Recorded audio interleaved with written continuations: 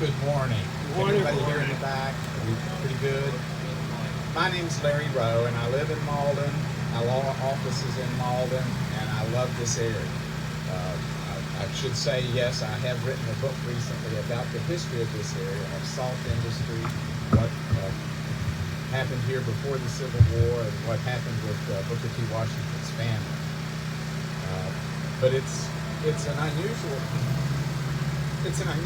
honor to be here for this ceremony, because in a way we're honoring the families of the lost soldiers. And I could just say that my middle name is Linwell. People say, what's that Linwell for? What's that L for? Well, it's I'm named for my uncle, my father's brother, the only brother who was killed in World War II in the Battle of the Bulge on Christmas Eve. And I know that the difficulty and pain that these families feel is something else. I can't know their pain, but I certainly understand the condition that it's so difficult to have lost these young men. I was also privileged, and I would like Lawrence, can you come up here beside me? Where's Ms. Lamb? Ms. Lamb.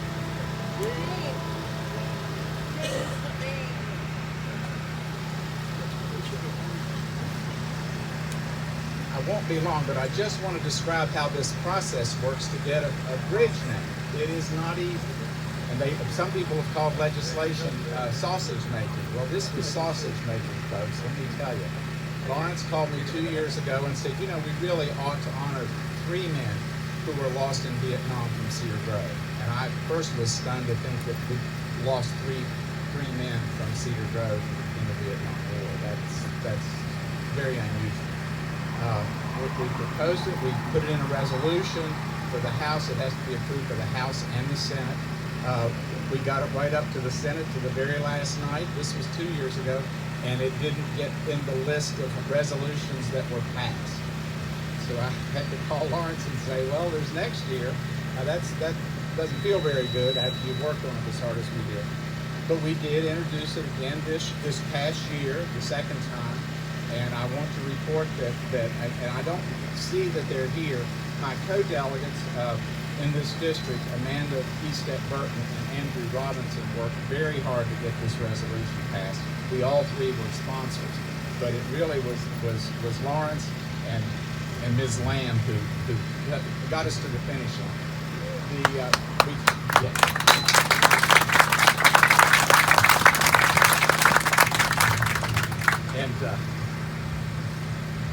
So we got it through the House. Wow, that wasn't too difficult. I'm on the committee that approves these resolutions, so I sat through every subcommittee and committee meeting and make sure we got it to go. No problem. Well, of course, remember the year before it was in the Senate that we couldn't get it, and it was lost on the very last night. Well, I talked with Senator Colombo, who is in this district, and I also talked with Senator Takubo, and he was able to get it through at the last minute, I think in the last 2 hours of the session. And he was able to get it through because he's the majority leader. And he called me on the phone and said, now, which are the resolutions that you all have in the east end of Kanawha County? And I told him about this one. Sorry for this buzz in this. And there was one on Campbell Street that Andrew Robinson was the lead sponsor on. So both of those got through, and I want to recognize those people for their participation. But again, and by the way, Lawrence was very nice when we didn't get it the first time. It's like he understood completely, and it's like, we'll just run it again, Larry, and that's what happened.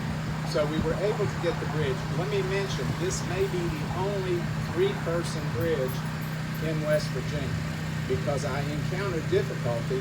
The council, when they drew the resolution up, sent it over to Highways because they want to check the bridge numbers to make sure everything's just right. And they said, we don't think we can do 3. We've done 2 once before or something. You know, are there multiple bridges? Well, technically, this is one bridge for Highways, but it's 2 bridges, in fact, in terms of the way it's constructed.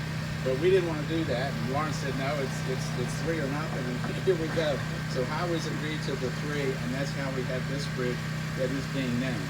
Now, let me read the resolution. It is a House Concurrent Resolution 6. And it's offered by Delegate Rowe, Robinson, and Amanda Eastep Burton.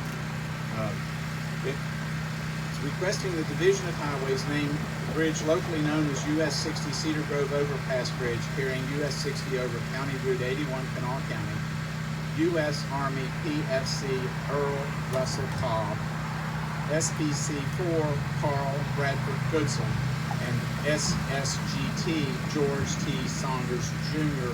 Memorial Bridge.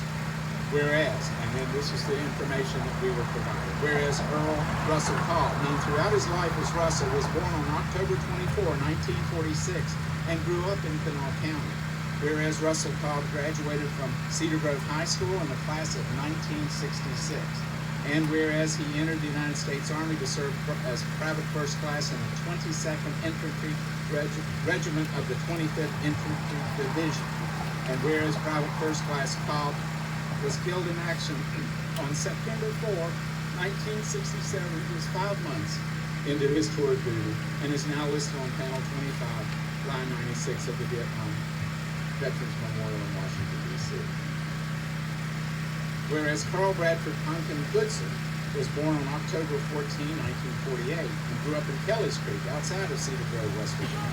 And whereas he graduated from Cedar Grove High School in the class of 1967, and was a member of the Church of God at Ward, West Virginia.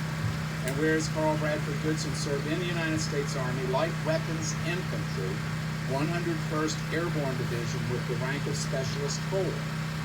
And whereas Specialist Goodson was killed in action on April 6, 1970, just 5 months into his tour of duty, and is now listed on the panel at the Vietnam Veterans Memorial in Washington, D.C., and he is buried in Ward Cemetery in Ward, West Virginia.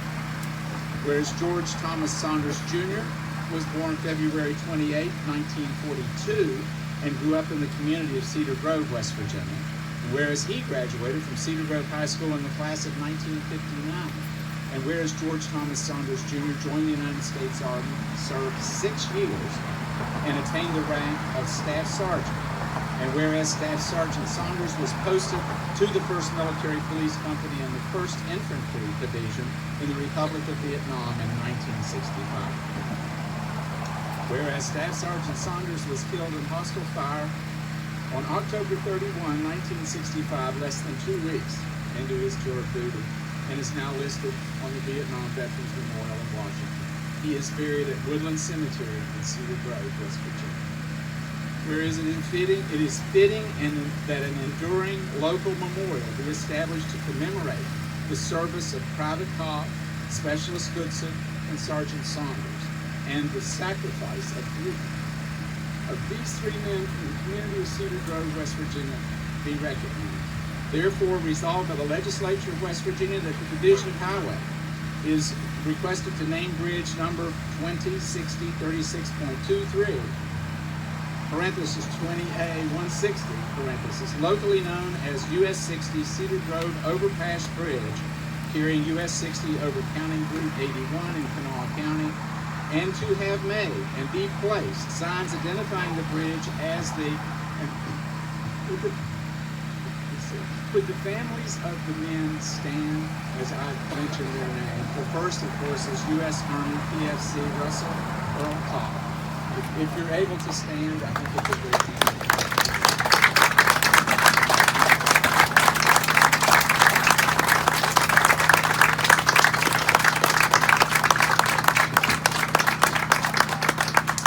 Thank you very much. And next, Specialist Carl Bradford Goodson, his family.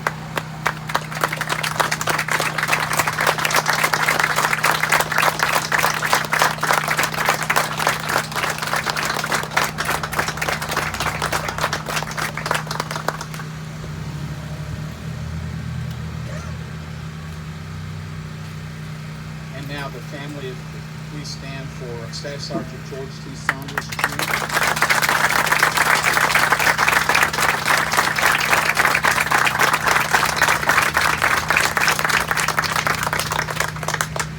We appreciate your being with us. There will be commemorative resolutions provided to the families. Family members will need to know the number. I think we have 15 right now. but if we need more, we can certainly have more made. That would be commemorative resolutions that I've just read. And then finally, it says that the clerk of the House of Delegates shall forward a copy of this resolution to the Commissioner of the Division of Highways. And so thus it took us a couple months, but we got the signs up. There were several phone calls involved in that. The Highways has been very cooperative and very helpful for us. I just have to say that the sacrifice that these men gave, of course, was the ultimate sacrifice to protect these families and this community. And that's what it's about. And that's why it's so appropriate. I'm so pleased that we have a big crowd today to commemorate this special day. And I appreciate you all letting me be a part of it.